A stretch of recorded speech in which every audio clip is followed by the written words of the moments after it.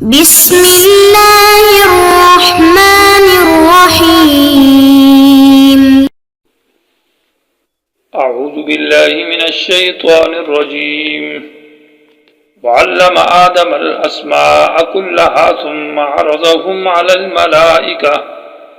فقال انبئونی باسماء هؤلاء ان کنتم صادقین۔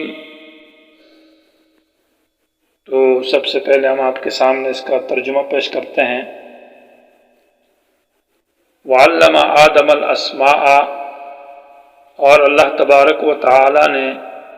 آدم علیہ السلام کے سامنے ساری کے ساری چیزوں کے نام بمائے،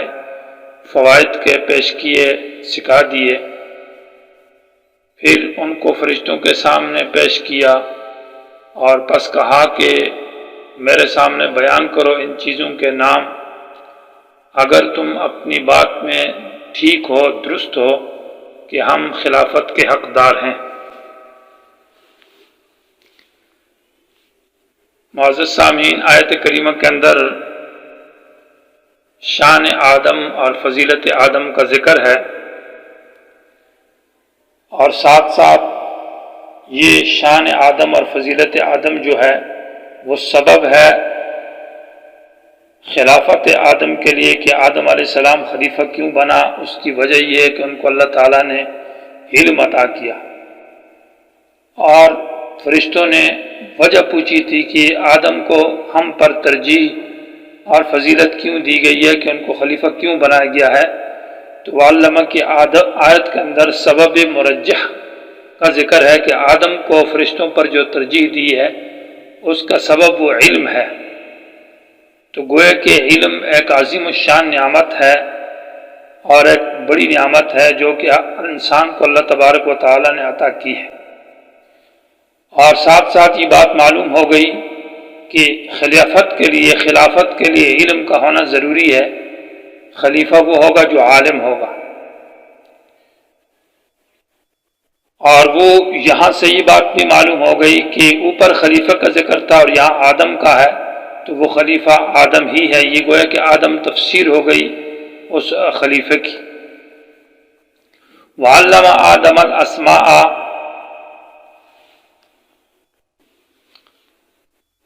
اللہ تبارک و تعالی نے جو آدم کو علم دیا ہے، تو اللہ علم جو دیتا ہے وہ دو طریقے پر،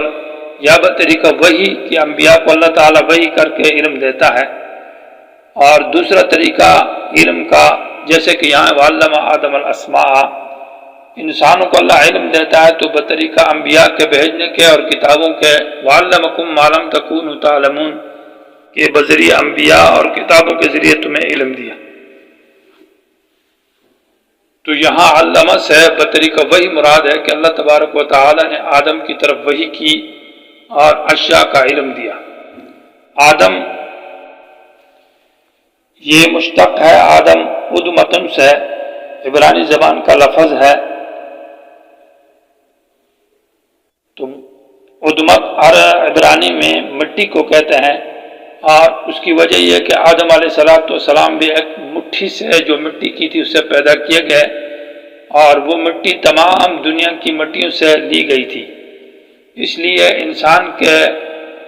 جو اندر ہے وہ زمین کی خوبیاں ہیں، کسی کا مزاج سخت ہے، کسی کا نرم ہے، کسی کا کالا رنگ ہے، کسی کا سفید، کسی کا گورا، تو وہ مٹی کے آثار ہے، کیونکہ کسی جگہ کی کوئی جگہ سخت ہے، کوئی نرم ہے، کس کا کیا رنگ ہے۔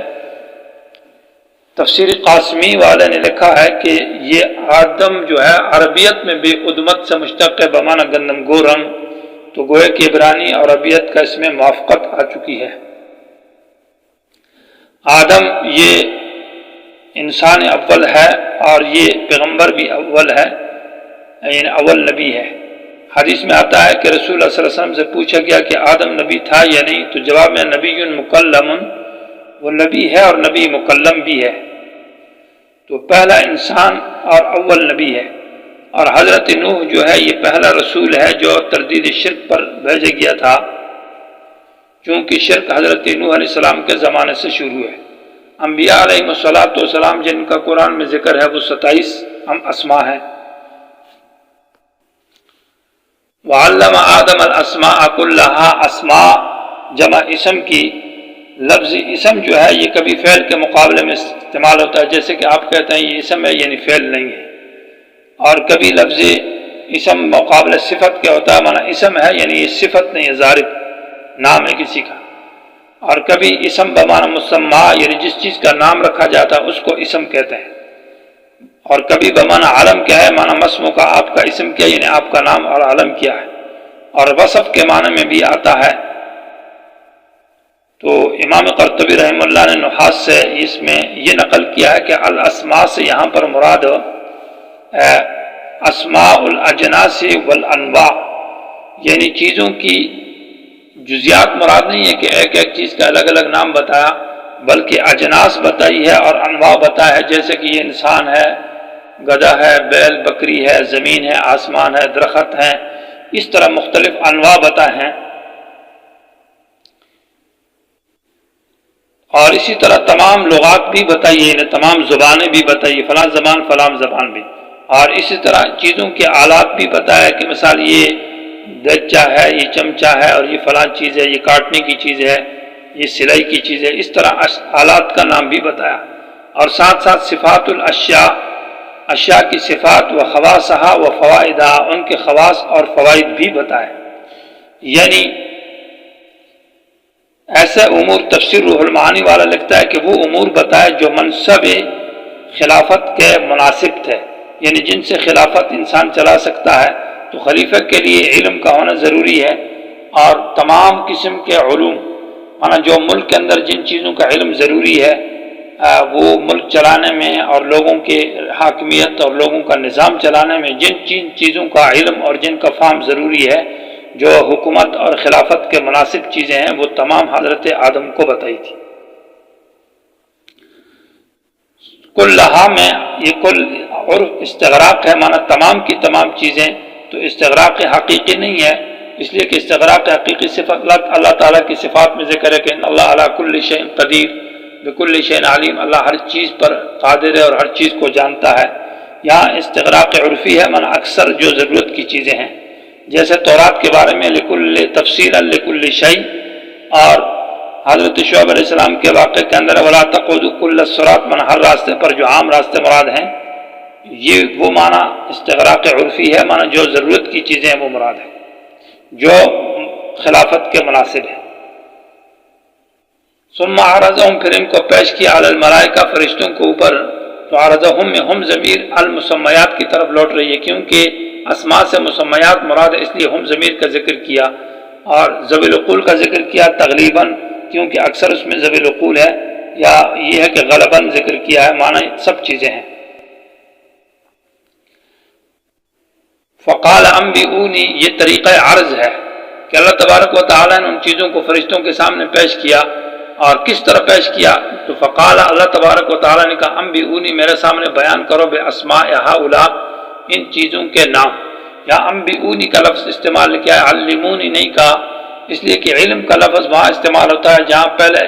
کسی چیز کا علم نہ ہو، اور انباء کا لفظ وہاں استعمال ہوتا ہے جہاں سے پہلے کے پاس علم ہے، بس ہے بطور امتحان کے پوچھا جاتا ہے۔ تو فقال، اللہ نے کہا انبئونی، یعنی میرے سامنے پیش کرو، یہ معنی نہیں کہ اللہ کو علم نہیں تھا، انباء کا لفظ استعمال کیا ہے جس میں پہلے سے علم تھا اور ویسے ان سے امتحاناً پوچھا ہے۔ باسماء ہؤلاء، ان چیزوں کے نام، بما فوائد کے، ان کنتم صادقین، اگر تم سچے ہو۔ ان کنتم صادقین کی یہ شرط ہے اور اس کی جزا محذوف ہے، یعنی ان کنتم صادقین فانبئونی، اگر تم سچے ہو تو مجھے بتاؤ۔ تو انباء کے اوپر ان کنتم صادقین کی جزا انبئونی ہے، اس پر اعتراض یہ ہوتا ہے کہ کیا وہ اگر خبر دے سکتے ہیں تو سچے ہیں، اگر خبر نہیں دے سکتے تو وہ سچے نہیں ہیں؟ حالانکہ یہ تو ٹھیک نہیں ہے، کیونکہ انباء یعنی خبر دینا ان کے اختیار میں تو نہیں ہے کہ وہ ان چیزوں کا علم ان کو اللہ تعالیٰ نے ان کے اندر وہ فطرت میں اور وہ اختیاری میں نہیں ہے۔ تو جواب یہ ہے کہ یہ جو ماقبل میں کلام تھا فرشتوں کا کہ اللہ تعالیٰ نے انسان کو پیدا کیا ہے جو زمین میں فساد کرے گا اور خون بہائے گا اور ہم حقدار ہم تسبیح کرتے ہیں، اس کلام سے ایک اور کلام حاصل ہوتا ہے، اور وہ کلام یہ ہے کہ ہم پاک ہیں اور ہم گناہوں سے پاک بھی ہیں اور آپ کی تسبیح اور تحمید بھی کرتے ہیں، اور فرشتوں کے اندر یہ گناہ اور معصیت ہے، لہذا خلافت کے حقدار ہم ہیں۔ تو یہ کلام تھا. اس کلام کے بارے میں کہا ان کنتم صادقین، یعنی اگر تم اپنی اس بات میں سچے ہو کہ ہم حقدار ہیں تو بتاؤ نا. اور تفسیر ابن جریر نے لکھا ہے کہ صادقین بمعنی مصیبین کہ ہے، یعنی یہاں صدق جو ہے وہ کذب کے مقابلے میں نہیں ہے کہ تم جھوٹے ہو، بلکہ صدق بمعنی خطا کہ ہے مقابلے میں ہے، یعنی اصابت کہتے ہیں درستگی. ان کنتم صادقین ان کنتم مصیبین، اگر تم اپنی بات میں ٹھیک ہو، یعنی درست ہے تمہاری بات کہ ہم خلافت کے حقدار ہیں تو بتا دو.